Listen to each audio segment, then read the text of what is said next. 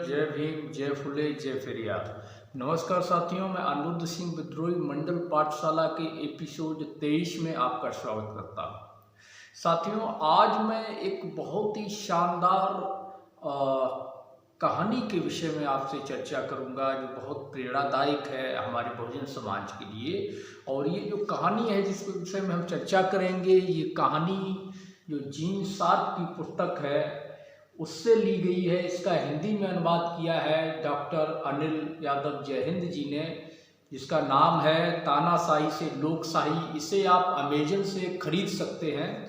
ये बहुत ही शानदार पुस्तक है। जीन शार्प जो 21 जनवरी 1928 को अमेरिका में पैदा हुए थे, एक अमेरिकी राजनीतिक विज्ञानी थे, अल्बर्ट आइंस्टीन इंस्टीट्यूट के संस्थापक थे और अहिंसक संघर्ष पर व्यापक लेखन उन्होंने किया है, जिन्हें दुनिया भर में कई सरकार विरोधी आंदोलनों को प्रभावित किया।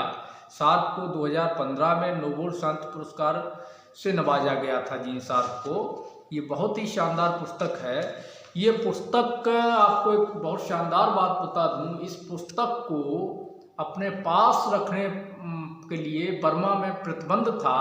बर्मा में अगर ये पुस्तक किसी के पास पाई जाती थी, इसकी कोई प्रति पाई जाती थी, तो उसको 7 साल कैद बामुशक्कत सजा होती थी। मैं आपको बता दूं ये पुस्तक क्यों महत्वपूर्ण है और ऐसा क्या इस पुस्तक में है। जीन शार्प का कहना है कि रणनीतिक अहिंसक संघर्ष कुल मिलाकर राजनीतिक शक्ति के विषय में है।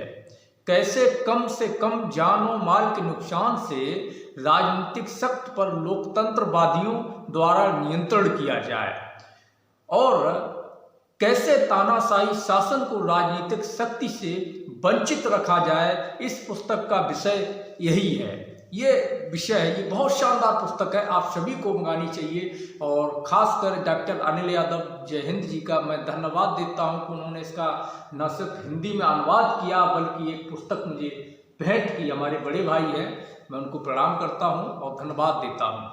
साथियों, अब मैं बिना कोई समय गंवाए इस पुस्तक की उस कहानी के विषय में आपसे चर्चा करूँगा, जिसके विषय में आज हम इस चर्चा के लिए वीडियो बना रहे हैं। और ये कहानी बड़ा गौर से आप सुनिएगा, बहुत छोटी कहानी है। इस कहानी को सुनने के बाद आप समझ जाएंगे कि कैसे तानाशाह जो होते हैं वो हमारे ऊपर शासन करते हैं, या हम कहें कि कैसे सरकारी नुमाइंदे, या हम ये कह सकते हैं कि कैसे सवर्ण जातियां हम बहुजन समाज को गुलाम बना के रखती हैं, कैसे हमारे ऊपर शासन करती हैं, कैसे सामंतवादी मनवादी लोग हमारे अधिकारों का हनन करके हमें अपना दास गुलाम बना करके, मानसिक गुलाम बना करके, शारीरिक गुलाम बना करके हमारा शोषण करते हैं, कैसे हमारे अधिकारों का हनन करते हैं। ये जो कहानी है, इस कहानी का टाइटल है बानर स्वामी की नीति कथा। वैसे मैं बता दूं इसके विषय में थोड़ा कि शक्ति के स्रोत क्या है। इस चर्चा पर इस कहानी को उदाहरण के तौर पे पेश किया गया है। इसमें लेखक लिखते हैं कि एक ऐसे समाज का निर्माण करना जिसमें शांति और स्वतंत्रता दोनों एक साथ मौजूद हों कोई आसान काम नहीं है। इसके लिए महान रणनीतिक कौशल, प्रभावकारी संगठन और कारगर योजना बनाने की जरूरत होती है। और इन सबके अलावा सबसे महत्वपूर्ण है शक्ति, पावर, ताकत की जरूरत। लोकतंत्रवादी तब तक किसी तानाशाह को अपदस्थ करने और राजनीतिक स्वतंत्रता की स्थापना करने की उम्मीद नहीं कर सकते हैं जब तक वे अपनी शक्ति का प्रभावशाली तरीके से सदुपयोग न करें। लेकिन एक प्रश्न यह है कि यह होगा कैसे। वो लिखते हैं कि किस प्रकार की शक्ति को लोकतांत्रिक विपक्ष लामबंद कर सकता है जो तानाशाही और उसके विशाल सैन्य व पुलिस के मकड़जाल को नष्ट करने के लिए पर्याप्त हो।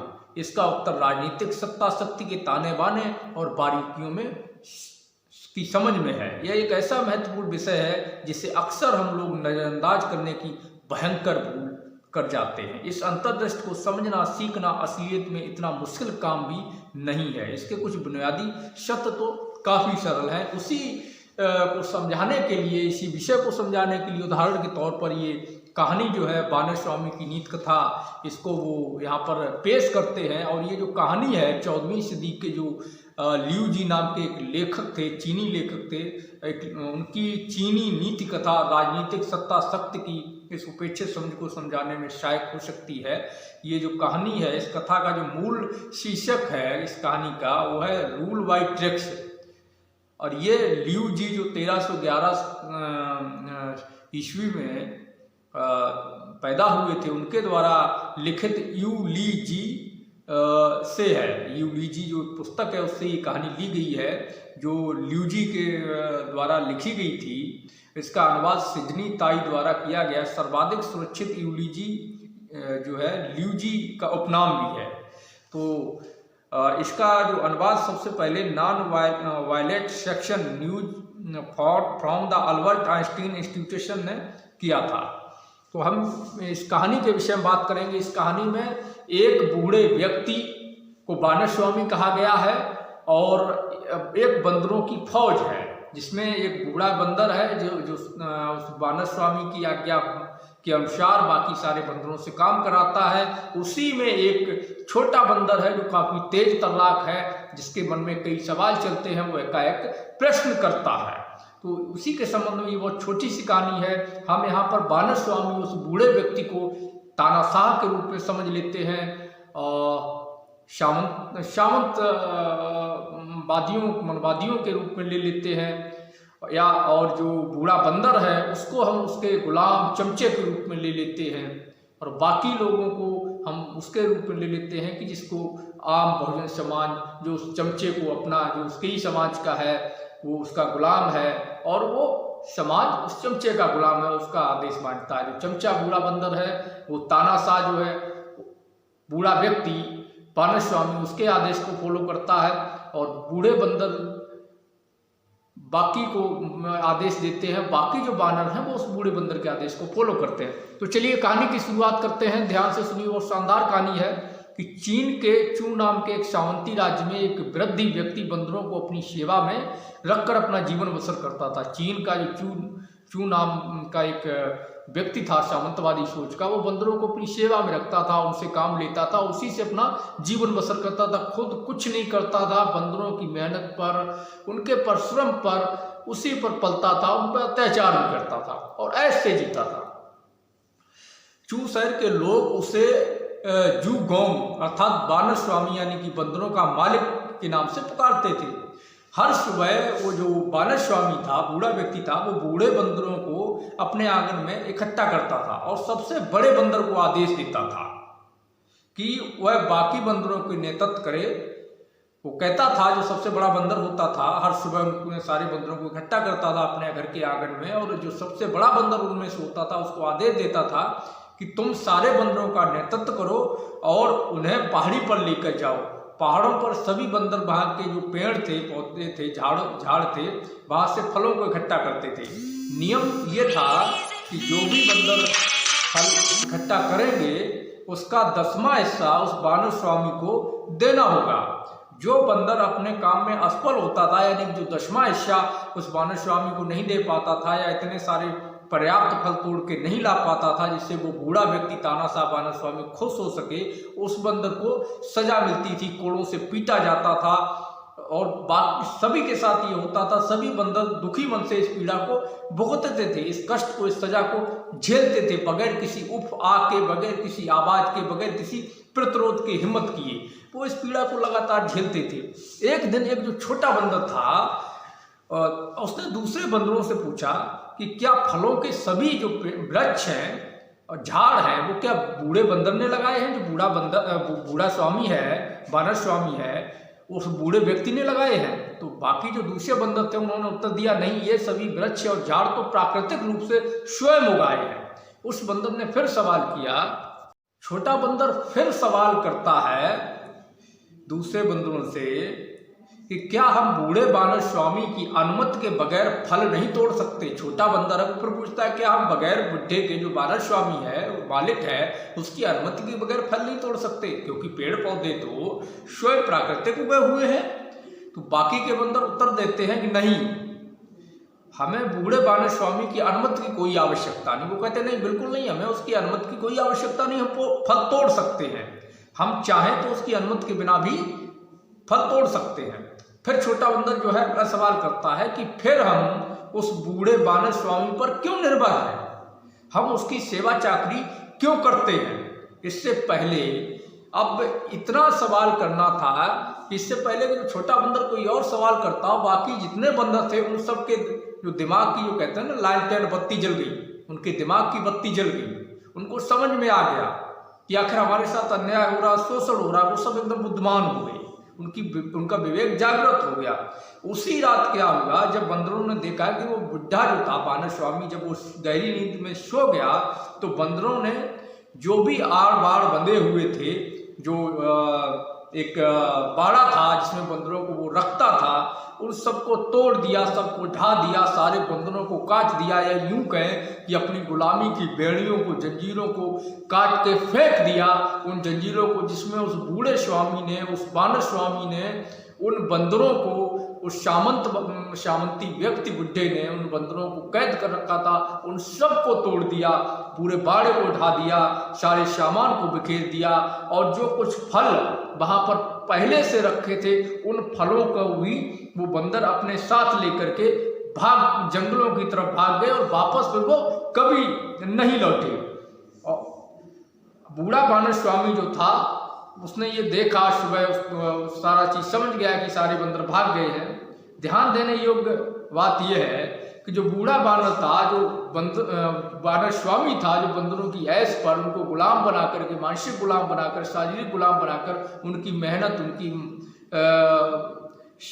संघर्ष पर जीता था, उनकी सेवा पर जीता था। एक दिन वो भूखा प्यासा तड़प तड़प कर दम तोड़ दिया, मर गया।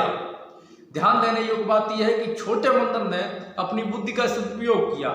उसने सोचा, और उस छोटे बंदर ने अपनी सोच व विचार को बाकी सभी बंदरों के साथ में साझा किया। तो ये स्थिति है। यूली जी का कहना है कि दुनिया में बहुत से इंसान अपने लोगों पर किसी न्यायपरायण सिद्धांत की बुनियाद पर शासन नहीं करते हैं, बल्कि अपनी कुटिल कमीनी चालों और ताल तिकड़मबाजी यानी चाल तिकड़मबाजी के दम पर करते हैं। क्या वे बानर स्वामी जैसे नहीं है? वो सवाल करते हैं कि ऐसे लोग जो बहुसंख्यक लोगों को गुलाम बना करके मानसिक रूप से, शारीरिक रूप से, जो चंद मुट्ठी में लोग शासन करते हैं, क्या वो बानर स्वामी की तरह नहीं, सामंतवादी नहीं है? यहाँ पर एक विचार और कर सकते हैं। जिस तरह बंदरों ने उस बानर स्वामी, उस सामंती बुढ़े की चाल को समझ करके उसका साथ छोड़ा तो तड़प तड़प के भूख से मर गया, क्या उसी तरह अगर बहुजन समाज जागृत हो जाए, जो 10% मुट्ठी भर लोग हमारे ऊपर शासन करते हैं, सोचिए उनकी स्थिति क्या होगी। आपको अपने दिमाग पर जोर डालना पड़ेगा। वो कहते हैं कि लोग अपनी मूर्ता नासमझी के प्रति जागरूक नहीं होते, और वो आगे लिखते हैं कि जैसे ही लोग प्रबुद्ध हो जाते हैं, बानर स्वामी जैसों की सभी चालें और तिकड़म धरी की धरी रह जाती हैं, वो उनके किसी काम नहीं आती हैं। तो ये जो कहानी थी बहुत महत्वपूर्ण थी, बहुत छोटी कहानी थी। मेरे बहुजन समाज के भाइयों बहनों, आपको समझना होगा कि चंद मुट्ठी भर लोग बानर स्वामी बन करके आपको मानसिक गुलाम बनाए हुए हैं, आपकी मेहनत पर जी रहे हैं, आपके संघर्ष पर, आपकी सेवा भाव पर जी रहे हैं, आपके अज्ञानता पर जी रहे हैं। आपकी मेहनत का फल वो खा रहे हैं, मेहनत आप कर रहे हैं, और चंद मुट्ठी भर लोग, 10% लोग, सामंतवादी मनवादी लोग आपकी मेहनत का, आपकी कमाई का 90% से अधिक हिस्सा हड़प जा रहे हैं। आपको इस कहानी से सीखना होगा और समझना होगा कि हमें ऐसे बानर स्वामी टाइप के जो लोग, मुट्ठी भर लोग हैं, जो सामंतवादी मनवादी लोग हैं, जो हमारे बहुजन समाज को गुलाम बनाए हैं, हमें अपने बहुजन समाज को जगाना है, उनको समझाना है। उस छोटे बंदर की तरह, उस चालाक नन्हे बंदर की तरह हमें अपने लोगों से सवाल करना है, उनके साथ तर्क करना है, उनको जागरूक करना है। ऐसे बानर स्वामी जैसे जो सामंतवादी मनवादी शोषक वर्ग के लोग हैं, उनके शोषण से अपने समाज को, बहुजन समाज को न सिर्फ मुक्त कराना है, बल्कि हमारे जो 90% हक अधिकार हैं उनको हासिल करना है, छीनना है। साथियों, मैं एक बार फिर कहूँगा आपसे कि आप पढ़िए, बाबा साहब अम्बेडकर को पढ़िए, बीपी मंडल को पढ़िए, जगदेव प्रसाद कुशवाहा, कर्पूरी ठाकुर, बिरसा मुंडा, जयपाल सिंह मुंडा, फातिमा शेख, माता सावित्रीबाई, ज्योतिबा फुले, विजय सिंह पथिक, सर छोटू राम, तमाम महापुरुष हमारे हुए, महाराज सिंह भारती, कबीरदास, संत रैदास, तमाम महापुरुष बहुजन समाज के हुए हैं। उन सबको पढ़ने का काम करिए, अब्दुल कयूम अंसारी को पढ़ने का काम करिए और बहुजन समाज को जगाने का काम करिए, उनको समझाने का काम करिए। वे साथियों, मैं आपसे अपील करूंगा कि ये पुस्तक अमेजन पर उपलब्ध है, आप इसको खरीदें, पढ़ें। ये बहुत शानदार पुस्तक है। और आपसे एक और अपील है कि वीडियो को शेयर कर दें, सब्सक्राइब करें चैनल को और कमेंट में अपनी प्रतिक्रिया हमें जरूर दें कि आपको ये कहानी कैसी लगी। मिलते हैं अगले एपिसोड में। जय मंडल, जय भीम, जय फुले, जय फेड़िया। साथियों, मंडल आर्मी जातिवार जनगणना करवाने, मंडल कमीशन की सभी सिफारिशों को लागू करवाने, निजीकरण को रोकने, बहुजनों के संवैधानिक अधिकारों, सम्मान, स्वाभिमान और आरक्षण को बचाने की लड़ाई लड़ती है। मंडल आर्मी को मजबूत बनाना चाहते हैं तो मंडल आर्मी के बैंक खाते में यथाशक्ति सहयोग राशि डोनेट करें। हमारे चैनल को सब्सक्राइब कर वीडियो को शेयर करें। धन्यवाद।